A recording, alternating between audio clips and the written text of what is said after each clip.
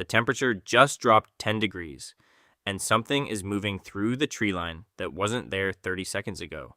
You have 72 hours to survive the Stone Age. No fire, no shelter, no group, just you, a sun that's already half gone, and whatever that is deciding whether you're worth the effort. Here's the number nobody tells you before they drop you into this. Shelter comes before fire, and fire comes before food. And if you get that order wrong, none of the other 71 hours matter. You have maybe 15 minutes of usable light left to solve the first problem. You are still standing in an open field with your hands empty. 4 chapters. Every one of them a different way this could end badly. All of them yours. If you're new here, don't forget to like and subscribe. It genuinely helps the channel. Have you ever wondered how long you'd actually last? No tools, no team, 3 days, Stone Age rules? You're about to find out, starting now. Before this video starts, quick thing. Everything we talk about on this channel, the fire, the weapons, the survival tactics, the knowledge that kept ancient humans alive for thousands of years, someone actually wrote all of it down.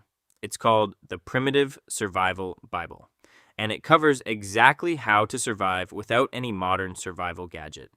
Learn survival techniques just like our ancient ancestors. Essential for everyone. Link in the description if you're interested. Let's begin. 15 minutes. That's not a metaphor. That's your actual budget. And it's shrinking while you read this sentence. Survival instructors will tell you, and Hollywood never does, that shelter is first. Not fire, not food. Because you can die of exposure in a single bad night, faster than you can die of almost anything else on this list. You need something dry, off the ground, something that breaks the wind. A lean-to from a fallen branch and stacked debris, bark and leaves, and dry grass piled thick enough to stop being decoration and start being insulation. Lesser known fact, archaeological sites like Ohalo II on the shore of the Sea of Galilee show that Stone Age shelter was never one fixed template. People built brush huts near water when that's what they had. Later groups at Mezhirich in Ukraine used mammoth bones instead, because the environment handed them bones instead of trees. The shelter was never the point. Staying alive long enough to build the next one was. You get yours up with maybe 3 minutes of light left. Not comfortable. Standing. Now fire. And now you're doing it in the dark because the light ran out exactly like the math said it would. A flattened stick, a groove in a baseboard, and friction that will make your arms shake before you see so much as a wisp of smoke. Patience matters more than technique here. Rush it and you get nothing. Lose your temper and you get nothing slower. You get an ember on your 9th attempt, working entirely by feel. You baby it into flame with a fistful of dry grass. Cupped like it's the only thing that exists, because right now it is. Hour 1, closed out. The next 71 don't care how tired you already are.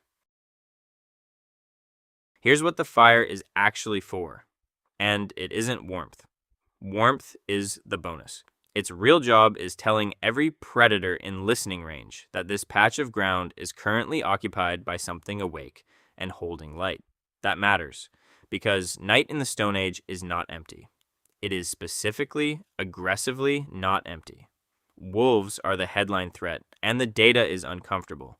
Predation on humans, particularly the isolated, may once have been common enough to shape the fear baked into our oldest stories, spiking in seasons when mothers hunt to feed cubs, and the calculation shifts toward whatever's easiest to catch.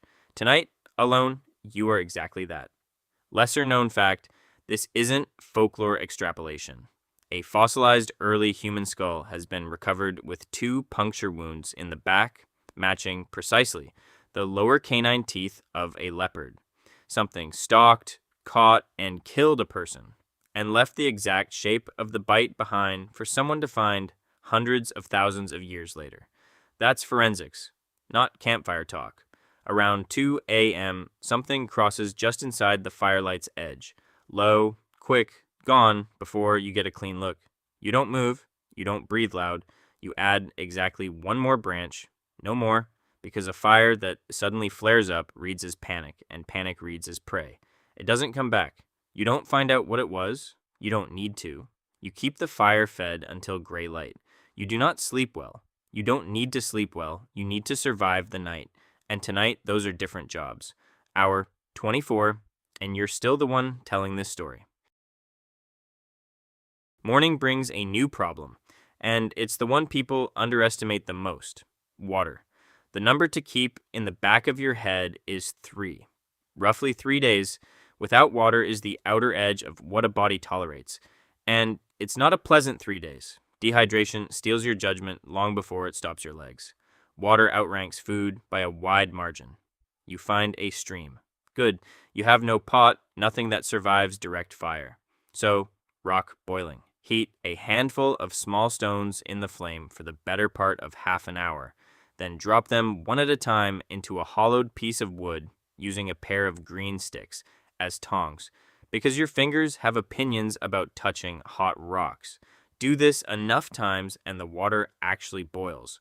No metal required, never has been. Food is the harder call because confidence kills here. Foraging looks simple from a distance. Pick something green, eat it. And that's exactly how people end up with a stomach ache on a good day and organ failure on a bad one. You stick to what you can positively identify. Better hungry than wrong. Second night arrives while you're still thinking about the first one. This time, you've got the fire built up before dusk instead of scrambling for it in the dark, which sounds like a small win and is actually the whole game. You're now managing the schedule instead of the schedule managing you. It's colder. Your energy's down, but you're not improvising anymore. You're repeating something that already worked once. Hour 48 comes and goes somewhere around your second watch of the fire. You almost miss it. That's a good sign, not a bad one. This is the part of a 72-hour clock nobody warns you about. The ending doesn't feel dramatic. It feels like exhaustion with better odds. You've made it through the 2 hardest nights. Your body has quietly renegotiated its terms. You move slower, think in shorter sentences, stopped noticing the hunger because your brain has bigger things to manage. This is normal.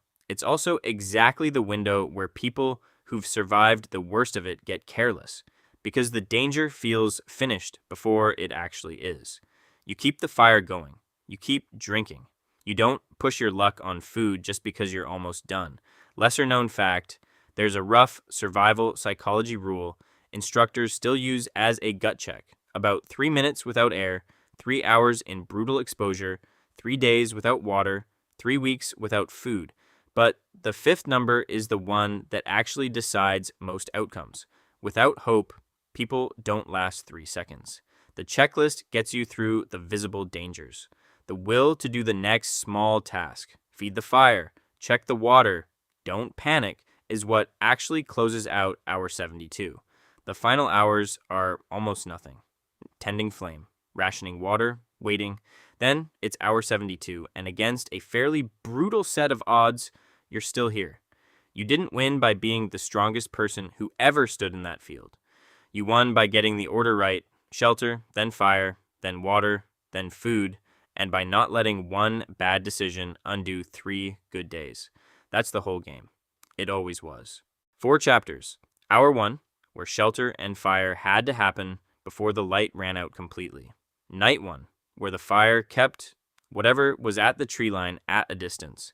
Day 2 into night 2, where water and restraint mattered more than hunger. And the second night got easier because you stopped improvising. And the last stretch, where nothing dramatic happened, and that was exactly the point. 72 hours doesn't sound like much until you're the one inside it. Every hour on this list was a chance to get the order wrong. You didn't. If you made it through this one, see how long you'd last in the next video.